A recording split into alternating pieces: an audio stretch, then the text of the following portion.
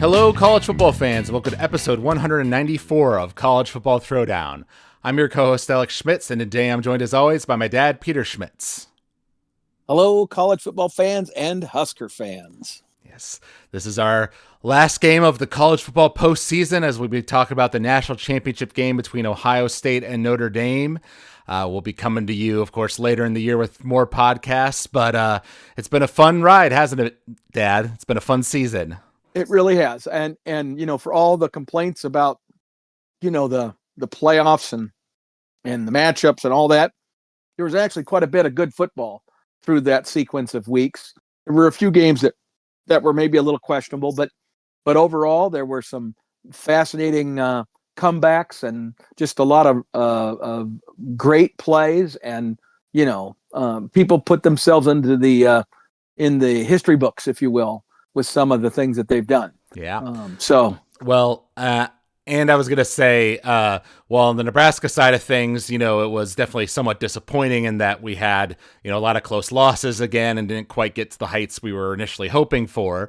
But in terms of general college football, there were, I don't know if it's historic, but pretty close to historic number of like top 10, top 15 losses and upsets, you know, so a lot of fun chaos throughout the season. That is true. That is so true. Yes. So. But yes, we're a father-son duo here to talk about college football by college football fans for college football fans. And we're going to stick with our tradition here and crack open a cold beverage to commemorate the national championship. I've got myself a Longboard Island Lager here. Oh, well, you're going different on it. I like it. I'm going old school now, what I've done many times before. I'm on diet now. So I'm drinking the fine Miller Lite product. So just a basic Pilsner Miller Lite. So cheers to you, son, as we toast to Ohio State Buckeyes, the national champions for 2025. Cheers. Don't let Brian hear you say that. He's got to get over it. Of course, referring there to Dad's good friend Brian Clower, who's been on this podcast before and is a diehard Michigan fan. You know, they got it last year, and then their hated rivals got it this year. So that's how it went. And I said to him, you know what? You still can say, hey, we beat the national champs. So even in a year that we would consider a down year and a bad year, we still beat the national champs. Yeah, no, that's definitely true. They got that one. Although on the other hand, that loss to Michigan is clearly kind of what woke Ohio State up, you know, and they played much better after that loss. Absolutely true. It was, yep. It was a come to Jesus moment. It was a, you know, rally the troops moment, whatever term you want to use. But they definitely behaved like a different and a far more focused football team in every game they played following that Michigan game. Definitely. All right. Well, yes, we'll start off with, of course, the national championship discussion. On the last podcast, we gave our predictions. In terms of our overall postseason predictions, you're leading me 9-8. So I went with the less popular view and thought that Notre Dame could win against Ohio State. I predicted that they'd win 30-27. Well, you predicted that Ohio State would win pretty dominantly 38-17. And in the end, of course, Ohio State did win it, although it was by less of a margin than you predicted of 34-23. And frankly, Notre Dame should have gotten even more points than that. You know, for as rough of a game as it looked like there in the early third quarter, Notre Dame came back and made it interesting. They sure did. And again, that's one of those things we've talked about before on the podcast throughout the season. I feel like Ohio State had these periods of time where they would kind of lose their focus, or just, I refer to it as playing with their food. They started playing with their food instead of eating it. And they had opportunities to close the deal, and they would find a way to screw it up. And then Notre Dame started gaining some success, started, you know, passing the football. They really had tried to run the football earlier in the game and weren't having a ton of success with it. And then they started passing it, including some pretty deep passes, and they were having success, you know. which they hadn't done earlier in the game. So you just never know. And that's why when you have a chance to put somebody out of reach, you absolutely have to do it. Nebraska needs to learn that lesson. Right. Well, of course, it looked like I was feeling pretty good about my prediction at the beginning of the game because Notre Dame got the ball to start off. I had an amazing 10-minute, 18-play drive where they just, were staying on schedule, converting a lot of third downs, even some fourth downs, and just running it again and again, quarterback keepers at Ohio State, and managed to get up 7-0 using 10 minutes of time. And it was very impressive. Right. It was extremely impressive. And it was precisely what everyone said they would need to do. They needed to shorten the game. People were predicting that, hey, this quarterback who normally is not a heavy runner, maybe runs it 6 or so times a game, 7 times a game. And he had 9 carries on that first drive. It was crazy. And but then, to Ohio State's credit, they didn't panic. They didn't change their game plan. They stayed the course with what they were going to do. And, over time, it just started to create some separation. Right. Yeah, and I'd say kind of the story on Notre Dame's defense, also kind of similar of Nebraska this season, is that they were frequently able to get Ohio State into third down scenarios, but then Ohio State would always find a way to convert the third down, and they just could not stop them, until pretty far into the second half. It was only then that they were able to actually stop them, force them to kick a field goal or punt it. Right, correct. Well, and that's the thing is we talked a lot about the middle eight, right, and how important it is that you are productive and effective in the last 4 minutes of the half and in the first 4 minutes of the second half. And the last 4 minutes of the half, you could argue that it's equal important that you score points, but also equally important that you be able to put together a drive and control clock and convert third down so you can keep possession and then, at least have the opportunity to score, right? Especially then when in the second half you receive the ball, which Ohio State did, and in Ohio State's case they scored late in the first half and then they scored early in the third quarter to basically kind of blow the game open, right? But then they didn't quite. They had another chance to pretty much put the nail in the coffin, and they didn't do it. Right. And that's when Notre Dame started having success with some deep passes. All of a sudden, they were moving the field quickly because it was no longer the ground and pound thing, because now they're far enough behind that they had to throw out the playbook or throw out the game plan rather and go to their passing game, and they did it with success. Right. Well, and they had tried to pass it in the first half as well, but just a little success in it. And part of that was on Riley Leonard for as much success as he had running the ball. He also had some errant passes for sure.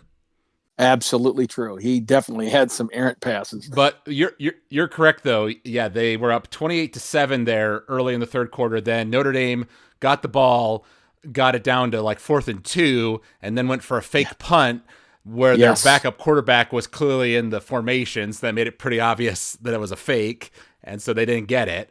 And if Ohio State had scored another touchdown there, gone up 35-7, I was ready to turn the game off and switch to something else because that really would have been the death nail. Exactly. But Notre Dame's defense finally, got something going there and forced them to just kick a field goal. So it was only 31-7, which is still, of course, pretty monumental with 8 minutes left in the third quarter. But then, Notre Dame starts to make this great comeback. Right. Then came down later in the game to a situation where Notre Dame did a good job driving it down into the red zone. And it was first and goal from the 8-yard line, I believe. And then they went for several passes, didn't get anything out of it, which brought them into a 4th and 9. And Marcus Freeman decided to be conservative, which was a little bit surprising, and go for a field goal kick instead of trying to score the touchdown. And then the field goal kicker doinks it off the post, right, which was devastating. Right. Well, and that was the thing that if you think about that, if if he goes for it and gets the first down or scores a touchdown, or even if he makes that field goal, then maybe they're able to sustain that momentum. But that was a crusher. Yeah. Yeah. When you're down by that much, you got to score on basically every opportunity you're given. Right. And, admittedly, I was like, why would you kick a field goal there? You're down this much. You got to be bold. You were bold earlier when you went for this fake punt. Yeah. On your own side of the field. Yeah. Right. And they were 3 of 4 on fourth downs throughout the game. So the only fourth down they didn't get was that critical fake punt. Right. But then on their next drive, right, they scored it very quickly, right, with that big pass play. And so if they had, I guess the score would have been, if they would have gotten those 3, right, 31-23, right, that was the score at that point. Right. And it would have been 26 if they had gotten the field goal. So then at that point, if you get one more touchdown, then you're in the lead, not just tied, right? And not having to worry about going for 2. So you could see the logic of what Freeman was going for, but apparently their field goal kicker has been pretty iffy the whole season, which makes it even more impressive that he did make it at the end of that Penn State game, to get them into this championship game. Right. That's true. But yeah. So entertaining game in some respects, but the reality is that for a significant part of the middle of the game, and certainly through the first half of the third quarter, the announcers and stuff were going through their directory of all the accolades they could give to Ohio State. I mean, at that point, somewhere I think in that third quarter, Ohio State's quarterback, who really has been a distributor, but hasn't had necessarily some wow spectacular year from a passing standpoint. He was like, 18 of 19.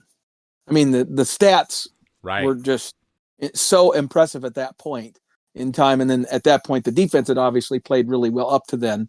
So, I mean, it was becoming a glory fest for Ohio State. But then instead of closing the door when they had that golden opportunity, when that fake punt or whatever, I mean, if Ohio State takes that ball and rams it down their throats and then scores a touchdown, right there, the game's over. Right. Well, yeah. For all intent and purposes, but it didn't happen. I was going to mention that as well. You got to give props to Will Howard, despite the fact that he's received some criticism for his play this year. Yeah. He played his best game in the most important time. He was 17 of 21 for 231 yards passing it. So very efficient on the passing game. And they also had 214 yards running it as well. Right. A good chunk of that, you'll recall, was on that big run play that they got, but then the guy fumbled the ball at the very end of the play and got Notre Dame a possession back at like their own 20-yard line, which then gave them the opportunity to go down and score again. There's another point where Ohio State had the opportunity to really put the dagger in, and they gave Notre Dame another chance. Exactly. Yep. You just can't give those away and allow a good team to keep getting extra shots at you, right?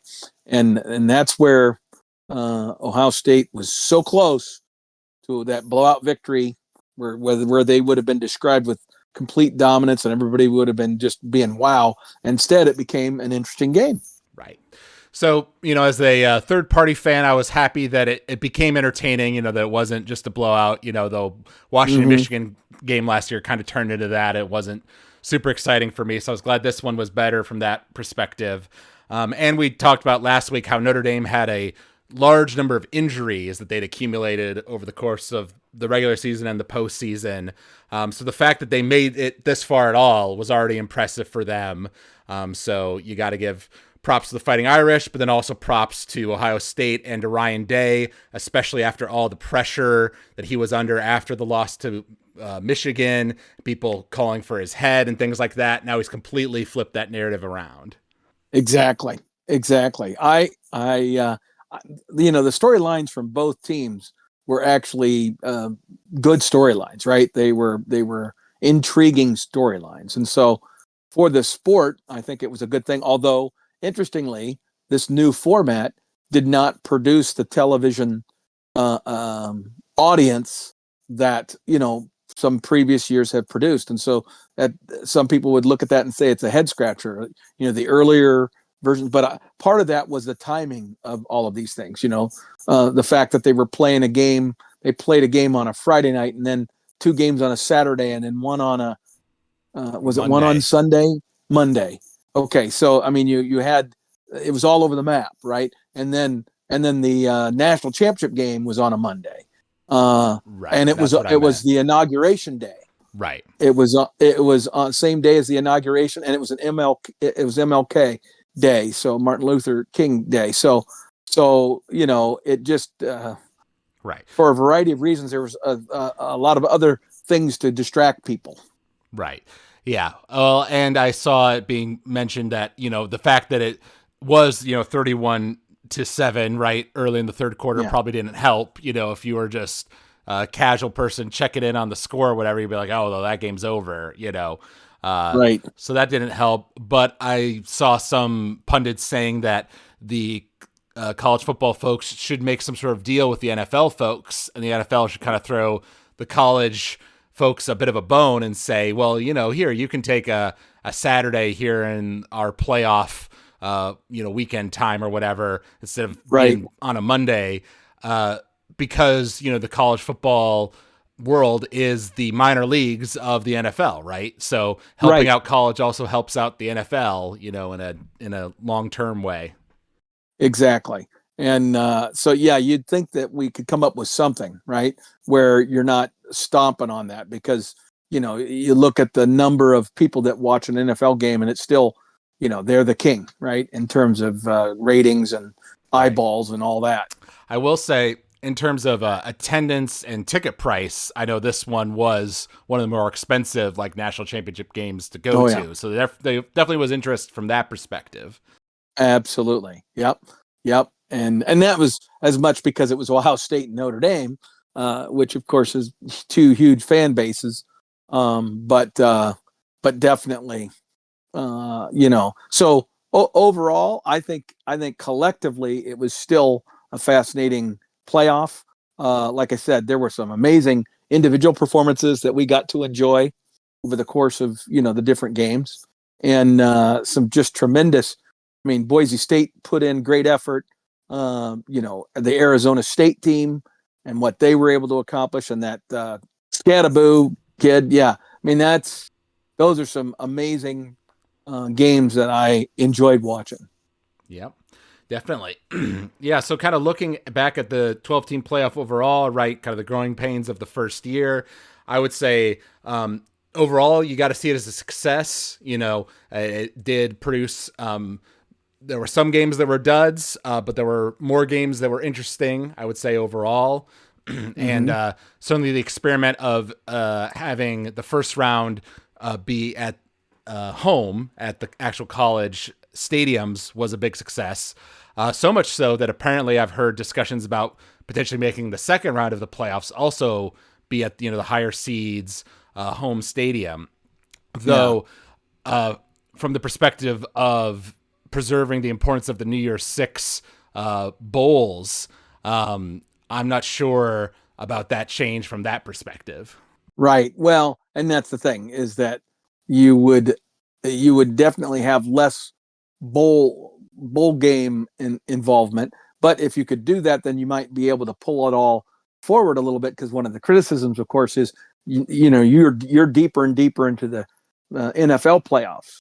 So those NFL games that are happening around your games are much bigger games, because this national championship was on whatever, January 20th or 18th, whatever it was. I mean, it was late, and usually, even in the old college football playoff where there were four teams, it was maybe the 9th or 10th of January. So we've taken a whole nother week now to do this. And if you do 14 teams or even 16 teams, that might even start to, tumble that even further.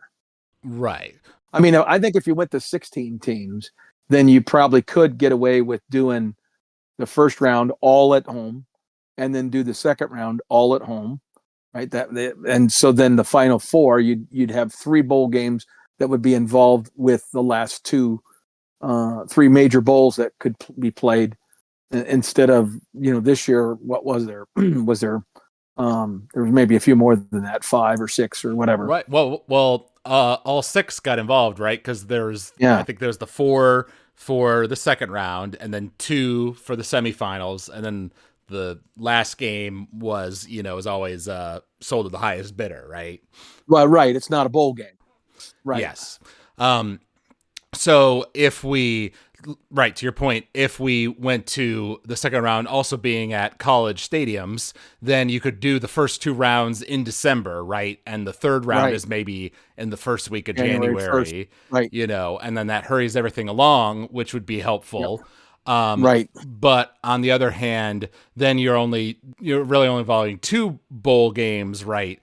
Then in the semifinals, and then presumably the national championship is still vetted out to the highest bidder or whatever.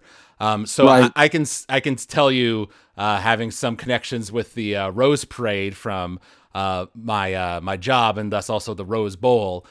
They would very much like to keep, the Rose Bowl significance in terms of it having a major game, Oh, absolutely. on that January 1st date. If we change it to the system we're talking about, then, the Rose Bowl is going to like the 13th and 14th ranked teams, right? And trying to get them to play in a game, where players will be opting out and things like that, and it's not as compelling. Right. Exactly. Yep. The granddaddy of them all. So yes, I would agree that would be a compromise. So I don't know that you're going to get the second weekend of games at home fields. I think that going to 16 teams and eliminating buys is a very real possibility, though, because I think those folks who get a bye are going to look at it and say, "Hey, I want to have a home playoff game, in my home stadium. Therefore, I don't want to buy. I want to play, right? For the school, for the pride of the fan base, and for the excitement of the fans and all that other stuff. I want to have a game at home." And so the advantage is, as we saw, all 4 of the bye teams lost, which I think is a huge thing. People aren't going to be as excited about that, right?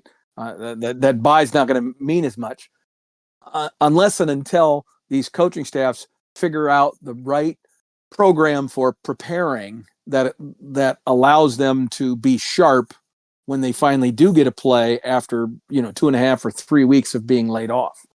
And that's the problem. It would be different if those other teams were having to play every week, but they're not. They're getting, they're playing their conference championship games, and then they're getting 8 or 9 days before they play their first round games, and then they're getting another 8 or 9 days before they play on January 1st or whatever. So there's some gaps in there.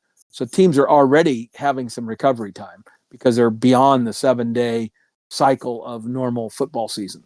Right. So, well, I was going to mention there was a good Yahoo Sports article today that was talking about some of the possible changes to the CFP that may be coming. They made the point, though, that in terms of this upcoming season, right, the 2025/2026 season, it's unlikely that anything is going to change for the CFP for that season, because right. To make a change would require unanimity from the 10 FBS conference commissioners and Notre Dame's athletic director. So Right. the most obvious change, right, would be to change how that seeding currently works, right, that everyone's brought up, just make it the top 4 ranked teams that get the bye instead of the conference champions. But obviously the ACC and the Big 12 and even the Group of 5, right, who benefited from it this year will be like, no, thank you. We're going to hold on to that for this next year. But then in 2026, the following year, that contract needs to be renewed for another 6 years. And so that's where the real changes are going to be implemented. Correct. I would agree with you. I think there'll be conversation and there'll be complaining, maybe even, but I think there will be very little tweaking or change for this next year. Everybody's going to be like, don't mess with it. Let's just go ahead and focus on getting an agreement for the 2026 season and beyond. Right.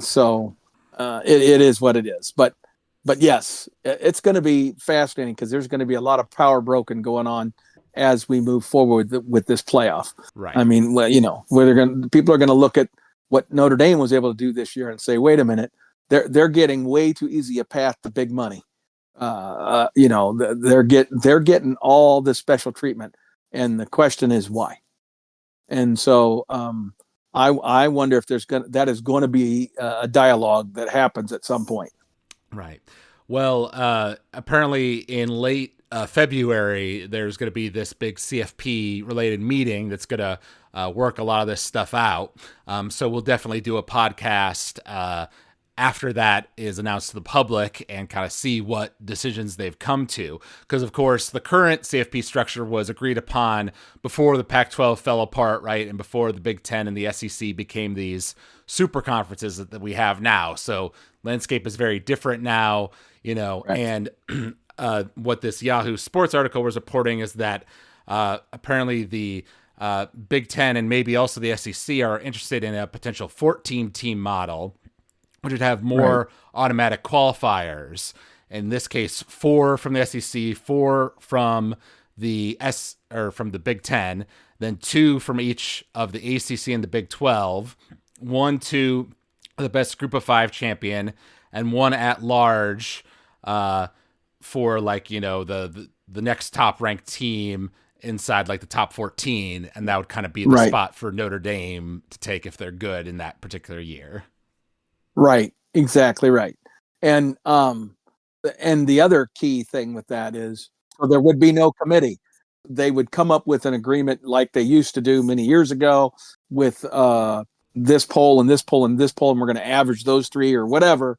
And then the top 14 of that consolidated poll are the 14 teams that are in, basically, is what it would be, with the exceptions of, 4 the automatics, the top 4 in the ACC or in the SEC, top 4 in the Big Ten. You do that. So, and it would take care of everyone, except that if there is a 5th team from the SEC or the Big Ten, or there's a 3rd team from the ACC or the Big 12 that is right in the middle of that, right?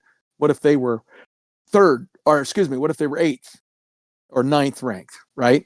So then the question would be, do they get that 14th spot, or do you give it to a 12th ranked Notre Dame?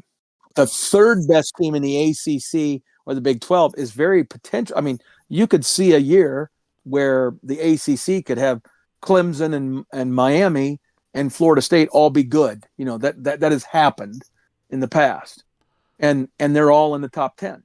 Well, so the top 2 of those automatics. But what about that 3rd one? Well, so I guess to your point, the only area where rankings would really come into effect would be for the last 2, for deciding who's the best of the Group of 5 and who's the at-large who gets in, whereas everything else is decided within the conference's own ranking systems. Correct. Exactly. So there's really not a need for a committee. They would just go with some kind of a consolidated. I don't hate that from the perspective of taking some of the subjectivity of the ranking committee out of it. But it does basically kill conference championship games, because what's the point if the top 4 teams are going to qualify, right? What they're talking about instead is maybe some sort of play-in round, to maybe break a tie or help determine who those top 4 are, right? Yeah, maybe. Yeah. But again, that'll be an interesting discussion, because there's lots of money being made on that. And even the committee thing. Yeah, how much money does ESPN make on the show that they produce, and all the radio broadcasts, and all the money being made by every local radio station of every team that's in the thick of that is running special, 2-hour programs following the announcement of the committee's, decisions once they start having the rankings every week. There's a lot of money being made there, right? There's a lot of ad dollars being produced. and fascinating, lots of interest, and it affects odds and things like that for future games, even while the season's still going on. I think they will, at the end of the day, look at all that and say, that's not bad for our sport in terms of money generation and interest generation. So it's not a bad thing. Let's leave it alone. Right. Let's keep it. Well, and then also in this system, you would then have 2 buys, right? This is kind of, I believe, what Joel Klatt had kind of pitched a similar system you mentioned on a podcast that you listened to of his, with these 14 teams, and then you have only the top 2 getting a bye. So presumably in most years that would be, the Big Ten champ and the SEC champ. Whoever's the best there basically gets a bye. Presumably. But again, do you want that? After this year's results, and it'll be interesting to see if they leave everything the same, how things go next year. But I think any coaches that get a bye next year, they will research what last year's teams did and change it up. I think they'll do something different, right? And those teams will probably come out more prepared than they were this year. I think I might have even mentioned. I think what they will have to do is, if you're going to be off for 21 days or 26 days or whatever the number is, it's a lot. Somewhere in the midst of that time off, you would have to hold a full-blown live scrimmage to the tune of 120 or 150 plays, so that your offense and defense played a physical game and you kept score, and you did all the things that kept those guys mentally locked in, and your coaches were screaming down people's throats and keeping them focused. Right. But of course you're doing that with the risk that you're going to injure yourself and injure a player or two on your team, because you're playing yourself. And I will say that, the freak out over the champions who got the bye, that discussion is a little bit skewed because of the weird seeding, right? Because Boise State and Arizona State were in there, even though they were not, the favorites against the teams that they actually played, right? Penn State and Texas. They were the underdogs in both those because they were actually lower ranked, in the more impartial ranking system and everything. So those 2 you can kind of chalk up to that. Oregon and Georgia both losing. Now those are more surprising for sure. Yes. And the way that, Oregon, clearly it took them a half to get started. They were not ready to go at the beginning of that game. Right. So it'll definitely be interesting to see what happens in the second year. Personally, I think it would be great if, everybody involved could agree on the on at least on the seeding part, to change how the buys are distributed, for this next year, because that's the number one complaint and the most obvious kind of problem, I think, from this year's system. But I think we have to presume that there'll be at least 1 or 2 holdouts on that. And if it has to be unanimous, then it won't happen. So we'll kind of be stuck with this again for another year. And we just got to hope that the ACC and the Big 12 have a real proper champion who's more competitive. So then, the discussions there won't be as volatile. And even with, the situation as we had it this year, right, as we pointed out, Boise State played it relatively close with Penn State. Arizona State played it very close with Texas, right? That was a very entertaining game. If they had pulled off that upset, we'd be having a whole different conversation. Exactly. And people raised all kinds of crap about Indiana not deserving to be in there. And then they were spouting off about Alabama and South Carolina and all that. And what happened? Notre Dame ended up beating whoever they played the next week worse than they beat Indiana. And South Carolina lost their bowl game, and Alabama lost their bowl game to a Michigan squad that had barely made enough wins to go bowling. They only had 7 wins, right? And then they lose to Michigan. And you can say all you want about, well, guys, opted out and all that crap. But you know what? Everybody was dealing with that. Right. And it's not like Alabama's roster isn't filled with talent that they had sitting on the sidelines that they were able to develop and give them their first opportunity to show their stuff in that bowl game, and yet Right. they still lost to Michigan. Well, and a couple notes there. From what I recall, at least, I actually think most of Alabama's players didn't opt out. They actually had a surprisingly low number of opt outs. Notre Dame went on to beat Georgia worse than they beat Indiana. And then, of course, the fact is that Indiana's 2 losses, as we pointed out, were to Notre Dame, and then in the regular season to Ohio State, the number 1, number 2 team in the country, right? So so maybe that's not so bad, right? Like, so everybody who was throwing Indiana under the bus, that they shouldn't have been in, are full of it, right? Which might be a great. I don't know if we're done with our conversation about about this game, but it's a perfect transition into maybe a conversation about national pundits, right? All right. Yeah, well, we can talk about that. Okay, so these guys all think they're smarter than the average bear, and they think they know so much, and they want to espouse about playing, who they played and what environment they played in and all this other stuff, and then you have Matt Rule, our beloved head coach, absolutely slam dunking, dropping the mic, whatever you want to call it, keeping receipts, whatever the current term is, and puts out an absolutely spectacular tweet following the national championship game in which somebody asks and corners the loser, big-eared goofball Paul Feinbaum, who they corner him and say, well, doesn't this basically indicate that the Big Ten was the better league this year? And he absolutely 100% had to concede that, yep, the Big Ten was the better league and was deserving of the 4 teams and all the other stuff. And clearly he was wrong. And Matt Rule was able to juxtapose that against the soliloquy commentary that Paul Feinbaum had expounded on Matt Rule, telling him to stay in his lane when he didn't even understand what Matt was saying. Matt made some comments during the Big Ten media days.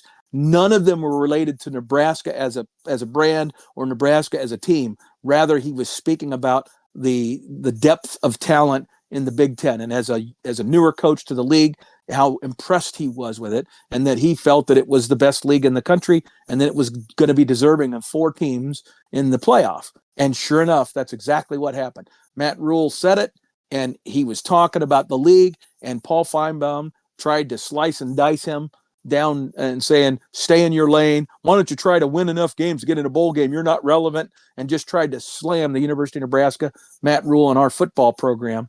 And Matt Rule wasn't beating his chest about Nebraska. He was talking about the Big Ten. And Paul Feinbaum, being the idiot that he is, tried to take advantage of that and tried to, let us commentators, we know what we're doing.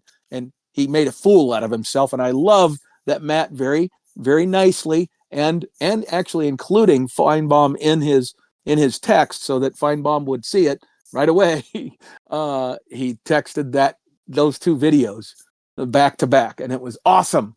I loved it. And the thing was, Paul Feinbaum, he didn't even listen. He didn't even listen to understand that Coach Rule was not talking about Nebraska being relevant. He wasn't even talking about Nebraska at all. He was talking about the Big Ten and that it was a great league and it was deserving of 4 teams in this new setup, right? In the new 12-team playoff. That's the only thing he was pointing out. And Feinbaum, because he's an SEC hack, thought he just jumped on it, didn't even listen, and he made a fool out of himself, because that's what he is. He's a fool. The guy's never played the game of football in his life. He's a freaking loser that doesn't even understand the sport. I don't know how he's risen to the level that he has, other than that he's got a gift for gab, and he's great at being derogatory to other people. So I'm happy to be derogatory towards him. All righty. It does bring up a good conversation point in terms of the Big Ten winning back-to-back national championships. And I forgot the exact stat, but it's been many years since the SEC missed out on 2 national championship, games in a row like this. Right. Um, and one explanation for that I've seen bandied about is that now in this NIL era, right? As we're all well aware, being able to pay players is becoming an important part of the recruiting process and everything. And, your Alabamas and your LSUs and stuff aren't able to hold on to just this trove of really talented players because the second and third teamers will be like, well, I want to go, make some money and actually play, elsewhere, and I can transfer freely now. So they're losing some of their depth. And also, a lot of these schools, Texas obviously being an exception, but a lot of these southern schools don't have the deep pocketbooks, both from their state and from their alumni base, that some of these northern schools do. So that's, one factor in perhaps this shift we're seeing. I think you're exactly right, Alex. I think that's a good summary. So we'll have to see. I was rooting for Notre Dame to win, so I was disappointed that Ohio State won. But one positive of Ohio State winning is the added prestige for the Big 12, or the Big 10 rather, and the payday that comes from that and all that kind of stuff. So I think, all the pundits going into next season will have no doubt that, the Big 10 is a very deep league and will have at least a small leg up on the SEC, going into the season. And we'll have to see how things actually play out, of course, as things get going. Yeah. Well, and the other measure that people will continue to focus on and really keep track of is how many players from the Big Ten get drafted and how many players from the SEC get drafted. The SEC has dominated in that statistic for quite a while. It's not rocket science to figure out that, yep, if they have the most talent going into the league, that probably means they have the most talent in their league, right? So, there are occasional mistakes, obviously, even at the professional draft level, but by and large, that's a pretty strong indicator. And it'll be interesting to see because the Big Ten had a lot of returning quarterbacks or quarterbacks with lots of talent in their league. And, they're obviously going to lose quite a few of those guys.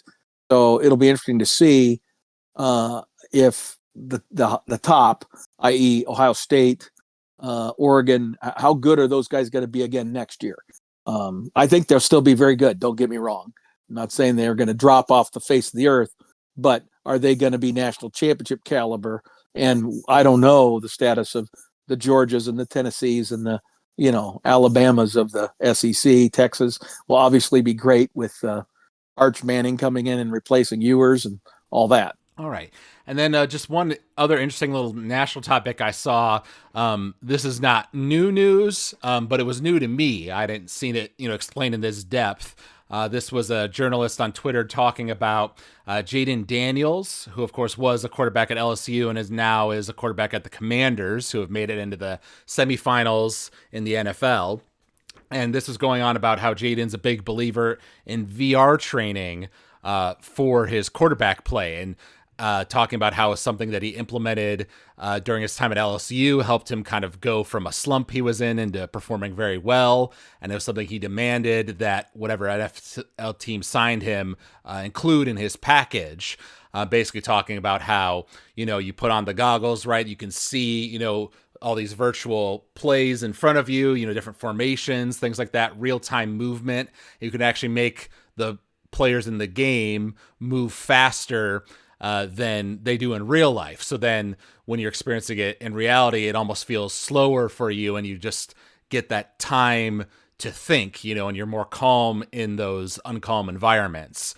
Right. And I don't know how useful the VR training would be, for every position, like if you're a lineman or things like that, it's much more physical. But for a quarterback specifically and the mental, decision-making you need to be making at a rapid pace in that job, I can see the benefits of being able to, just go through way more number of situations than you ever could, in a real practice environment with VR. Correct. Now, I would say that the concept of getting players, particularly quarterbacks, to relax and visualize different plays, different scenarios, different circumstances, and have them just be getting that visual image with their eyes closed, seeing it in their head, that has been a part of game preparation for years and years and years, right? This visualization concept. But the idea of VR just takes that visualization to a whole nother level. And like you said, probably allows them to get way more repetitions in on it, right? And because it's so real in the simulation, that you can actually see, the defensive alignments shifting after you get up to the line of scrimmage. You could do all kinds of sophisticated things that would really be helpful for particularly the quarterback position. But I actually think it could help at every position. It wouldn't shock me if Jaden continued to have success with that and it started to catch on, that they wouldn't start experimenting with it with a bunch of different positions. Because if you're an offensive lineman, Alex, and you're able to help yourself by having a VR session where you're looking at the defense and how it shifts just before the snap of the ball or after you've lined up, and knowing the technique that you have to use, what your first step needs to be, and all that sort of stuff. If your assignment has shifted because of that, and making the calls, you could do all kinds of things with that would be very hard to do with visualization. And so I could see it growing beyond the quarterback position even. Well, and I just thought of this. I don't know if this is what he actually does, because it would involve other players and stuff. But I'm imagining it like you're on your practice field, right? And you're the quarterback and you got the headset on. And you've got your receivers, that are there with you on the field. And so and someone's cueing them. So like when the snap of the ball happens, they go and they run their routes. And then he's got an actual ball in his hand and he's seeing what he's seeing in the game. And then he actually throws the ball physically, to the receiver that he sees in the game. And if they've run their route correctly in real life, then they'll be, close to that. And you're syncing it up, right, to make it more real and get that physical aspect in there too. Though I actually, thinking more about it, I think he was talking about how there was no physical strain on it, that this was exactly a non-physical way to train. So you're probably not actually throwing the ball then. No.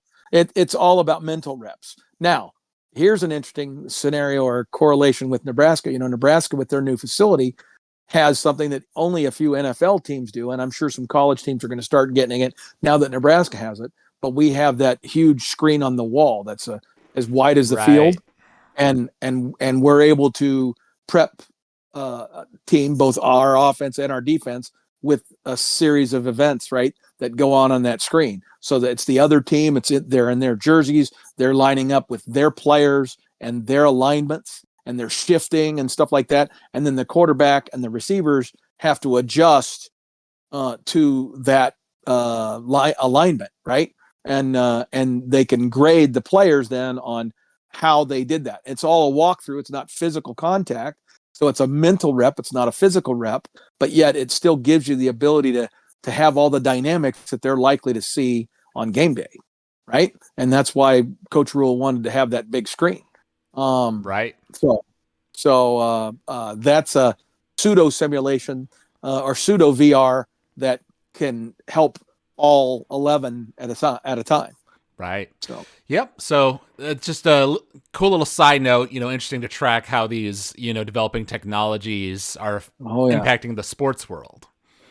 Well, and yeah, I mean, and we haven't even talked about AI and where that's going to go in this whole deal too of, people are going to find ways to use AI to, analyze all the scenarios in a literally fraction of a second or a short period of time that would help with decision making on what play to call in a given situation, or whether to go for it on a fourth down or not, and if so, what play should we call.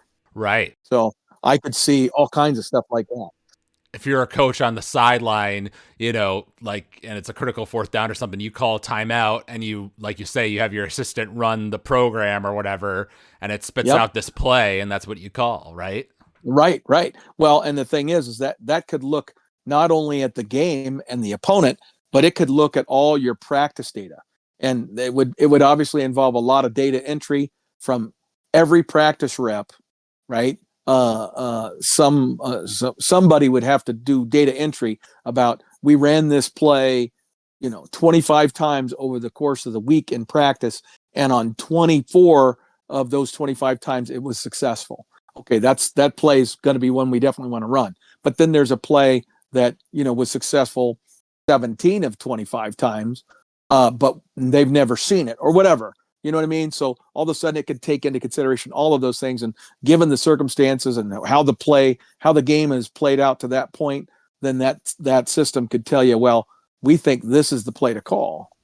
Right. The AI would give you that suggestion, and then the coach can still ultimately decide, I'm going to take AI's recommendation or I'm going to do my own play. But it just seems like, at some point you start trying that AI thing, and if it works a few times, all of a sudden you're like, damn, this thing is starting to help me. Yeah. And as a call, I'm going to start using it and trusting it. This is much less advanced, but I think it's something we should mention. This, right, was the first full season we've had of the mics in the helmets, right, for the quarterbacks and, a player on the defense as well, for a full season.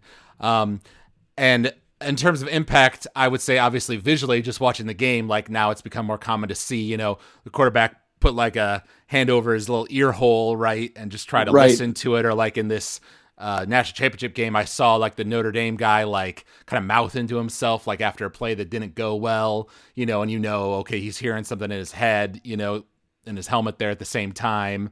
Correct.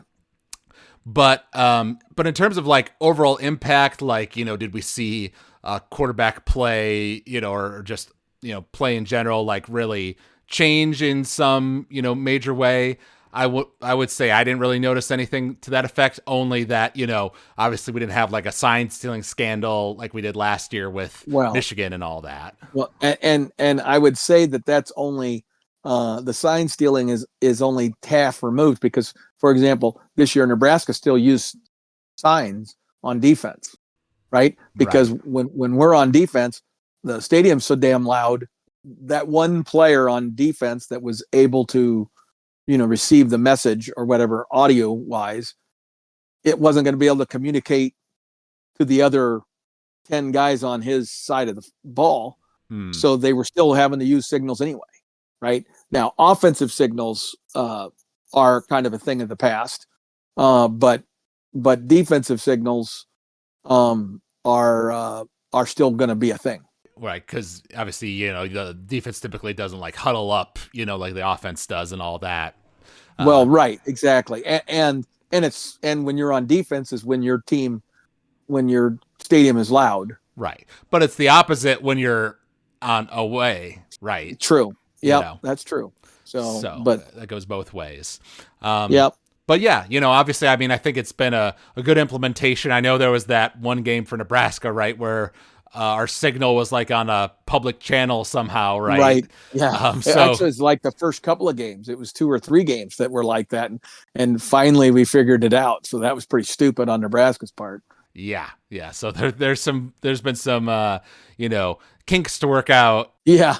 To work out for sure. But I think it's a good change overall, and it's going to be here to stay in the long term. Oh, I don't think there's any question about it. Well, and I would say the bigger of those two, although maybe the headset thing was the most well publicized, it was the fact that they now can use iPads on the sideline. So now they're not just getting photos where they're looking at snapshot photos, they're getting video on an iPad where the coaches can sit down with the players and everybody's got a video to look at, or every 2 players or whatever. And the defensive coordinator can, pass out the iPads and talk with them about, okay, this is what we're seeing. This is what they're doing to us on offense. And this is how we're going to handle it. You know what I mean? So that technology is also a huge, huge plus for the coaches and their ability to adjust. Right. That's true. All right. And then we just had a couple of minor Nebraska-related notes to end off the podcast. You already talked about Rule's fun tweet. One update we want to make is that there was a cornerback from Arizona, Marquise Groves Kilbrew. We talked about how he had committed to transfer to Nebraska on the last podcast. But, of course, in the week since, he's since withdrawn himself from the portal. So he is no longer coming to Nebraska. And we think part of that might be that one of our players decided to stay for an extra year, which wasn't necessarily expected. Right. I mean, I think Singleton is getting at least his sixth, if not his seventh year. It's crazy because that again, another example of the NCAA having no backbone whatsoever. Once the one judge in a local situation came under the decision that junior college years don't count. I don't know why a junior college year wouldn't be considered a college year, but they said they don't count towards NCAA. So now any player that started their career at a junior college, those years do not start their 5-year clock, and so they don't count. So I'm going to see. It'll be interesting to see what happens over the next couple of years. That could become a huge thing. That might very well re-enhance junior colleges, which looked like they were going to be basically killed off by the advent of all this NIL and stuff. Those junior college now will be a very desirable thing again, because now a player who maybe doesn't have, it used to just be if you didn't have good grades, but if you didn't like the teams that were recruiting you, out of high school, it might be in your best interest as a football player to say, well, I believe that I'm better than I'm being recruited. For whatever reason, I haven't gotten visibility or whatever. I'm going to go to a junior college that I know is looked at by a lot of schools, which of course they will be now. And I can play for a year or two. I can get more physically mature and kind of catch up and get better. And my NCAA clock hasn't even started yet.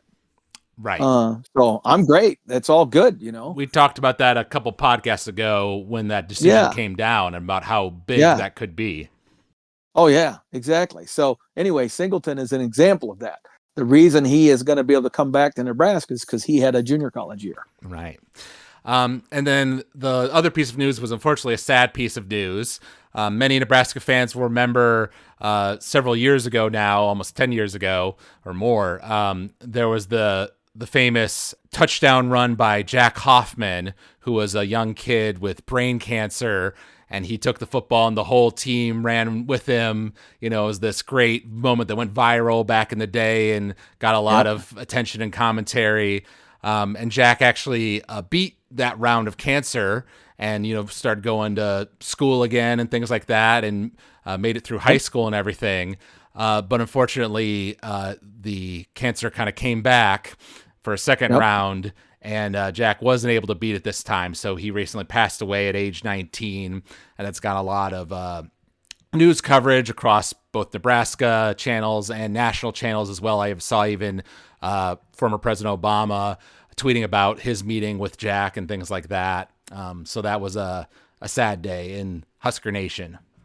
Yeah, it's such a sad thing. And I just pray for and feel so sad for that family, because of course Jack's father, who was the one who initiated the Team Jack organization that has now raised just lots and lots of money over the last few years. I mean, they've just got an incredible foundation now that raises money for brain cancer research. And but Jack's dad also passed away from cancer a few years ago, prior to Jack. So the irony of that is crazy. Yes. Yeah. So that was a tough piece of news, but there's other signs of positivity right in the Husker program as we go here into this off-season time. We'll be keeping an eye on, what other news comes down there. We still need our special teams coach. Got to get on that one, Matt. Obviously, on a future podcast, we'll talk about all that. We'll talk about, what's going on in the coaching carousel world of National College Football, and give you a proper preview of the 2025 season. Just from a quick glance at the schedule, I got to say, there's only a couple games on there that I would say are like solid wins for us, like 3. And every other game I could see us losing. So it's going to be it's going to be a tough one. Well, yes. But but you also look at it and say, God, it could be a lot worse. right? It's not, we didn't get the worst schedule this coming year. This is a year that we have to take advantage of. And we need to get on the right side of some of those win totals and start building the quality of our talent. And you only do that by winning, right? It's really hard to do that in other ways. So at the end of the day, people want to come and play for a winner. I mean, I get the NIL dollars and stuff, but all that looks like it's gonna the field's gonna level out a little bit, at least within the Big Ten and the SEC schools.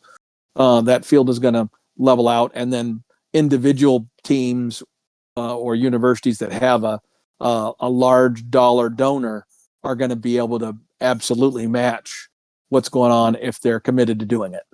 Like a Texas Tech or Ole Miss is another one that's been doing that. Clearly, they've got some people with big money that are prepared to write some checks to make sure they match up with whatever the Big Ten can do. Right. Well, and I should also point out, since we're talking about Nebraska, and of course we played against the national champion Ohio State earlier in the year and played them pretty darn close. We only lost to them by like 4 points. It was 21-17. And we should have won. Right. We had the chance to win for sure. And I saw it being pointed out that of the teams that lost to Ohio State, we were actually the closest. Nobody else lost to Ohio State as close as we did. Right, of course.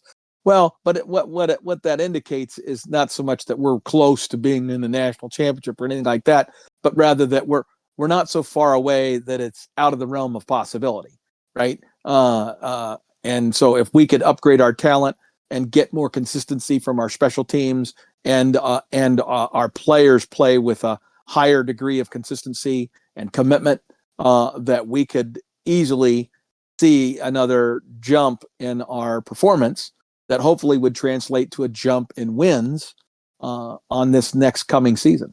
So like you say, you could look at it and say, man, there's only 3 or 4 that I'm really comfortable saying I think we can win those games. But then there are probably only 3 or 4 that I look at and say we're likely not to win that game. Like that's obviously a loss. Penn State being the one that jumps to my mind right without looking at the schedule. I know we play Penn State at Penn State, and we play Michigan, but that's in Lincoln, and so Michigan's going to have their super stud 5-star quarterback, but we'll see how it all goes. I'm hearing that this guy is all world, like he is the 5-star of all 5 stars. And it's going to be just incredible. So we'll see. All right. Well, yeah, we'll have to see how that one goes. But it's been a fun college football season. Sad that it's over, but all good things must come to an end.